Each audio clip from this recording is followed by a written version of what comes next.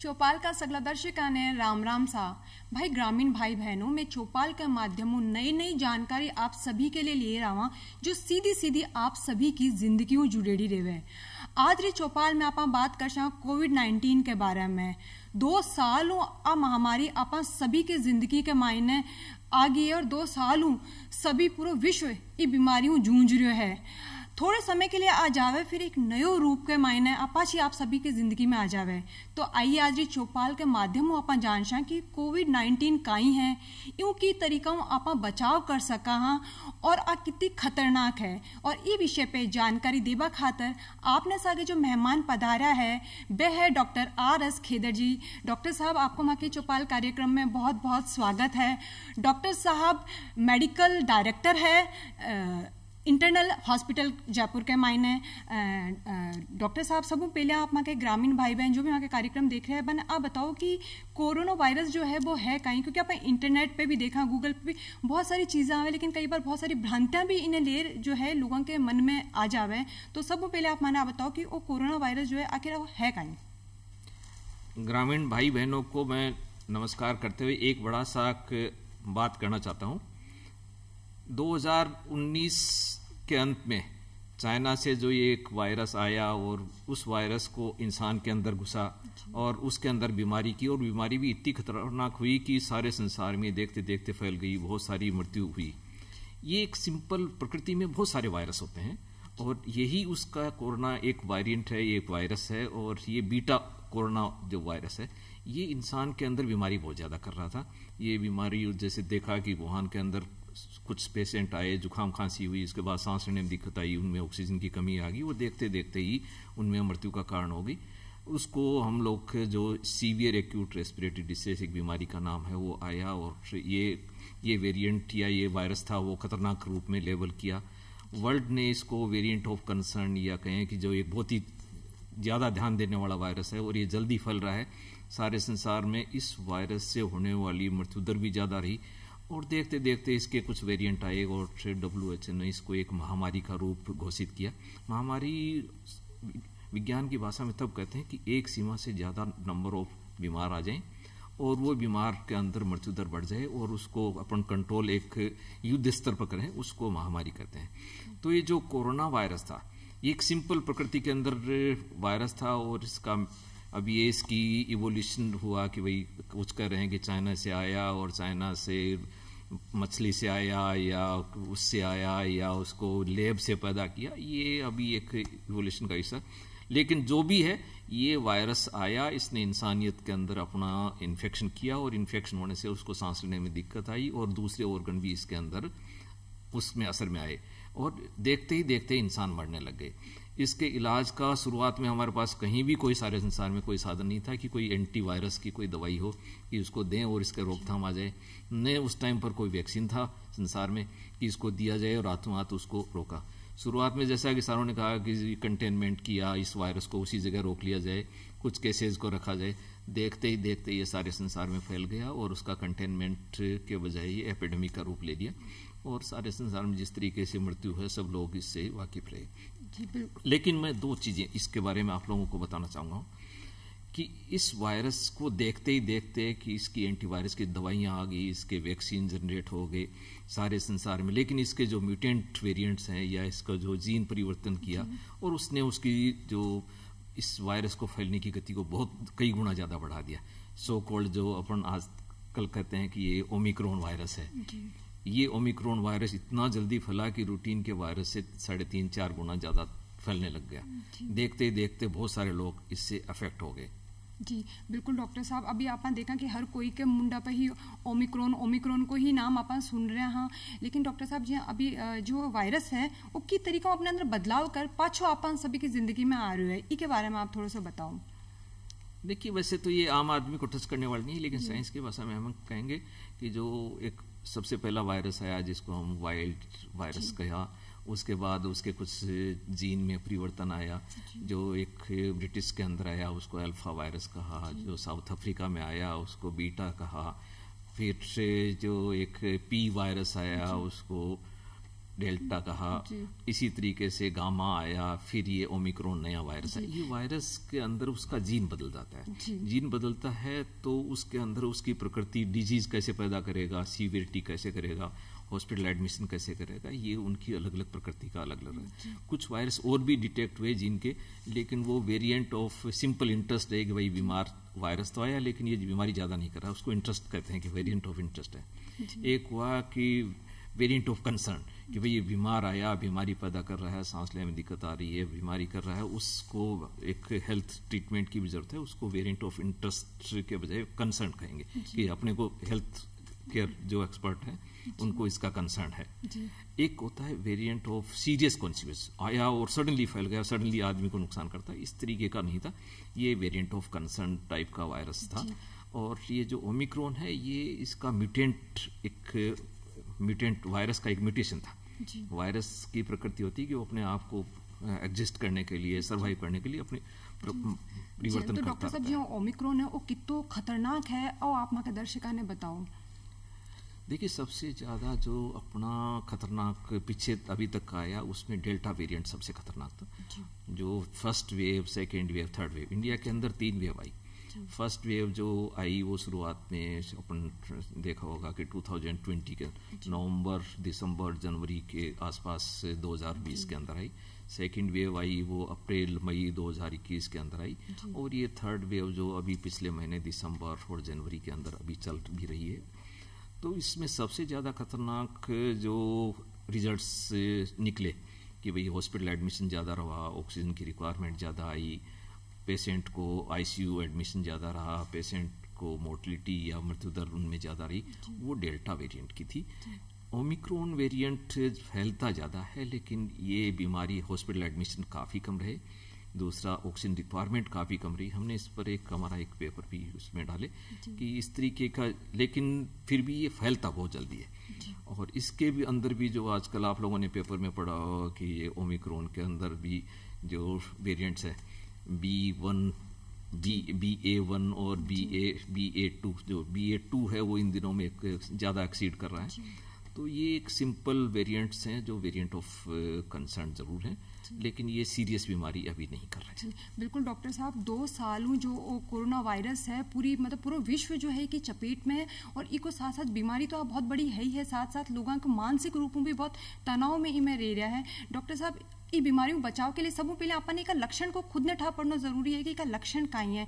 तो आप माके ग्रामीण भाई बहन जो भी मेरे को कार्यक्रम देख रहे हैं, आप बताओ कि एक लक्षण काई है, और हर उम्र के व्यक्ति में कहीं अलग अलग लक्षण है। जी मान लो एक 25 साल को एक जवान टाबर है और एक 60 साल को कोई बुजुर्ग व्यक्ति है, तो आम के सेम लक्षण है कोरोना का या अलग अलग तरीकों लक्षण है?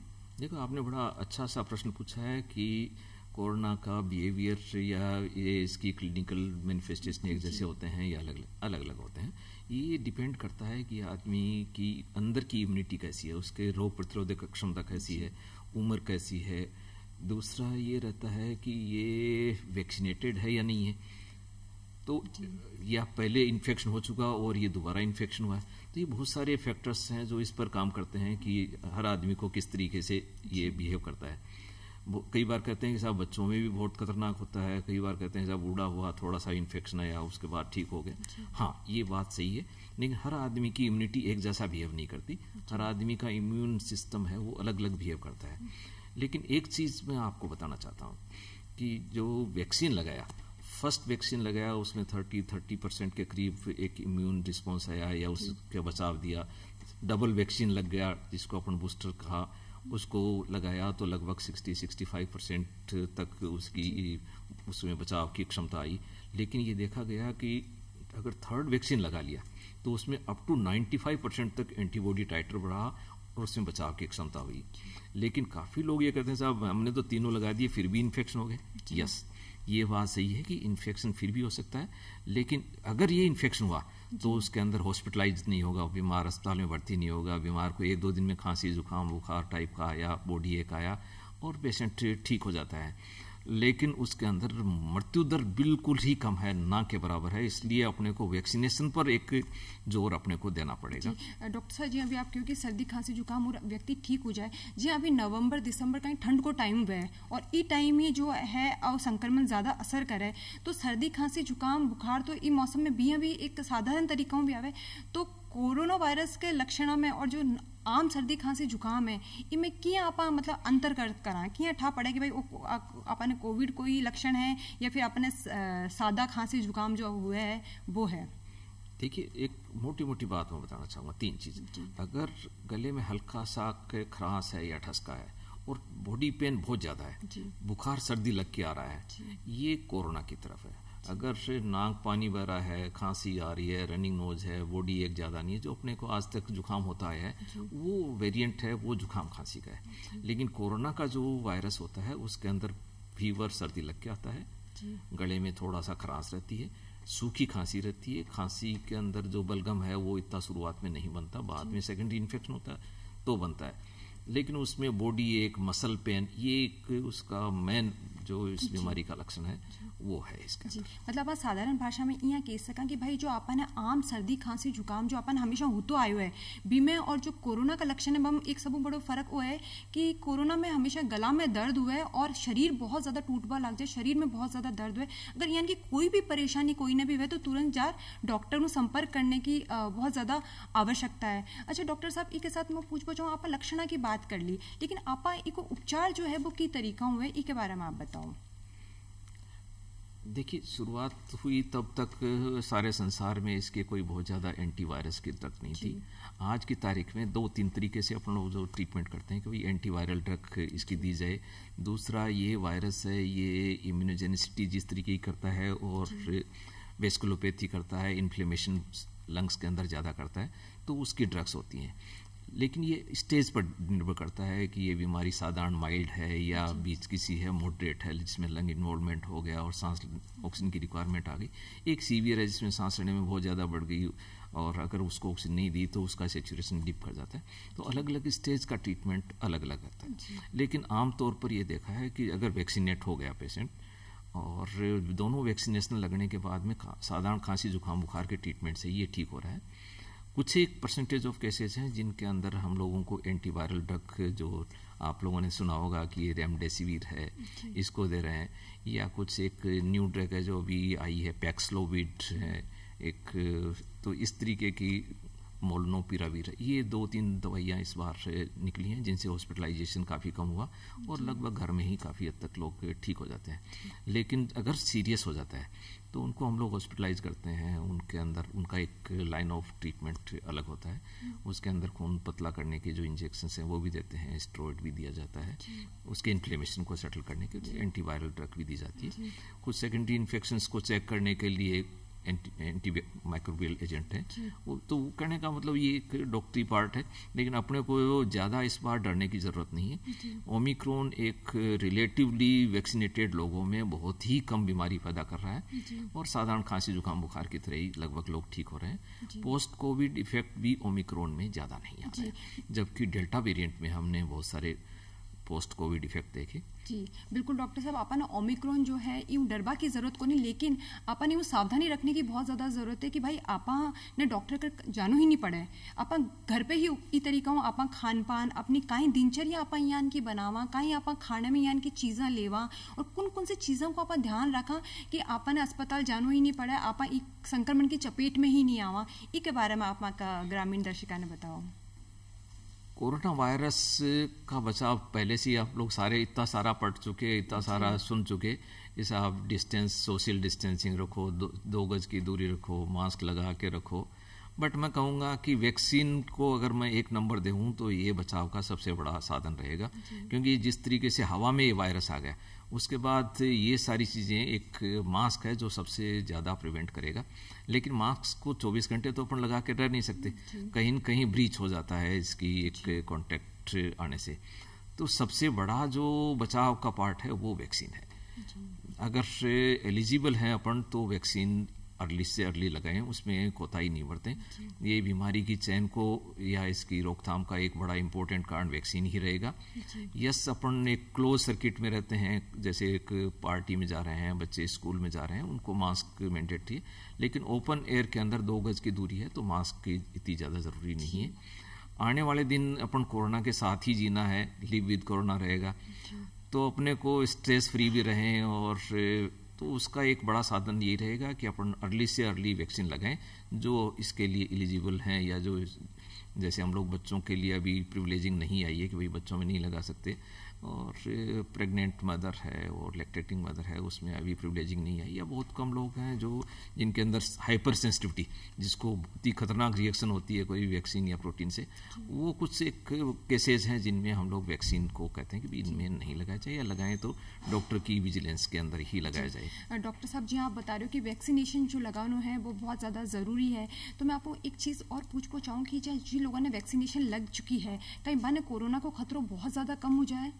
हाँ, अभी जैसे मैंने बताया ना कि जो एक फर्स्ट वैक्सीन लगा उसमें 30-35% के करीब उसकी अगेंस्ट एंटीबॉडीज आ जाती हैं, या बचाव का एक रोग प्रतिरोधक क्षमता डेवलप हो जाती है। 2 वैक्सीन लगे 60-65% तक उसका बचाव आ जाता है, और ये थर्ड जो बूस्टर लगा है इससे तो लगभग 95% तक बचाव आ रहा है। तो ये एक बड़ा एक प्रोमिसिंग कहो या एक आशाजनक बात आई है कि वैक्सीन लगाना ही एक बड़ा आंसर रहेगा।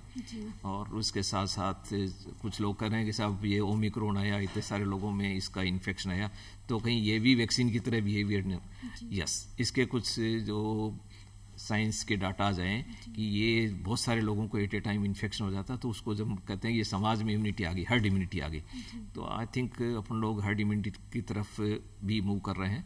और एक बार ये वायरस बॉडी में आ गया तो इसकी एंटीबॉडी लेवल लगभग 3 मंथ्स तक रिटेन करती है। इसलिए हम कई बार कहते हैं कि भाई एक बार कोरोना हो गया तो जो नेक्स्ट वैक्सीनेशन की डोज है उसको 3 महीने बाद ही लगाओ कि इस वायरस से इन्फेक्शन है। लेकिन ये देखा गया है कि जो ये वैक्सीन है ये ईयरली रहेगा या 6 मंथली रहेगा। कुछ डाटा आ रहे हैं कि भाई 6 महीने से वैक्सीन लगाया जाए या 1 साल से।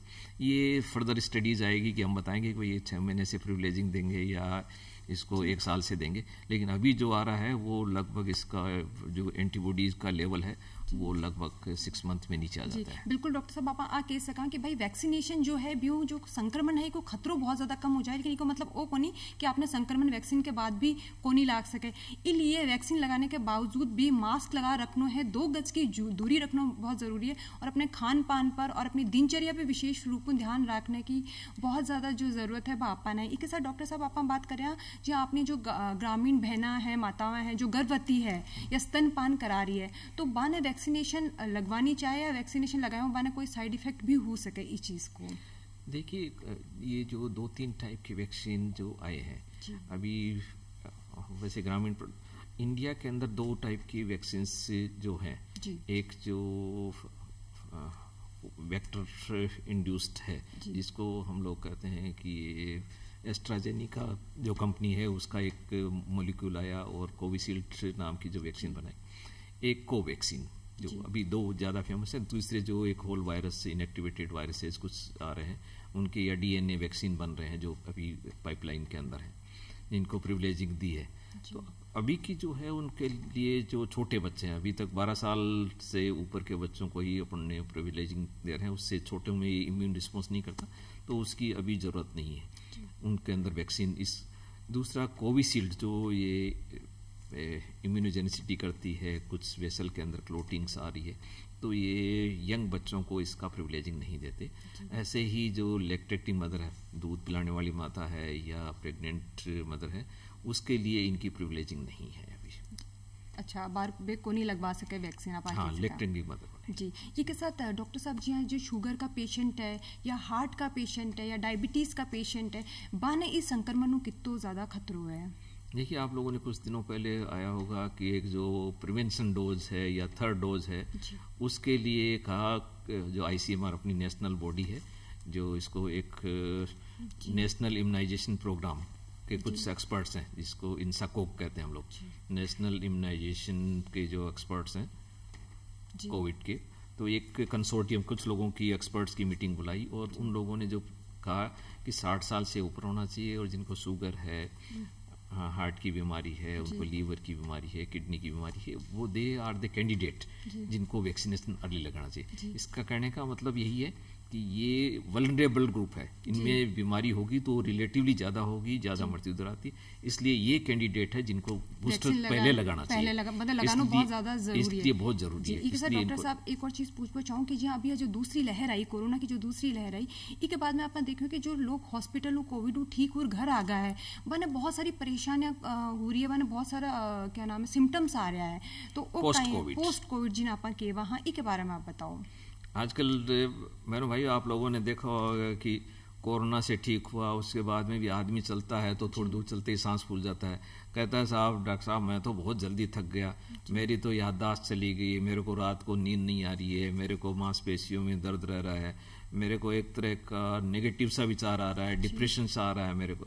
हाँ, ये एक आप लोगों की ही ऑब्जर्वेशन नहीं, ये सारे संसार में ही ये इस तरीके की ऑब्जर्वेशन आई, जिसको हम लोग पोस्ट कोविड कहते हैं। कुछ जो सीवियर केसेस थे उसके अंदर उस बीमारी के लक्षण रहे, उसमें सांस लेने में दिक्कत आई, फेफड़े के अंदर कमजोरी आई, फेफड़ा थोड़ा सिकुड़ा जिसको हम लोग लंग फाइब्रोसिस कहते हैं, ये सीवियर डिजीज का हिस्सा था जो ड्यू कोर्स ऑफ टाइम में बड़ा अच्छा सा रिकवर किया।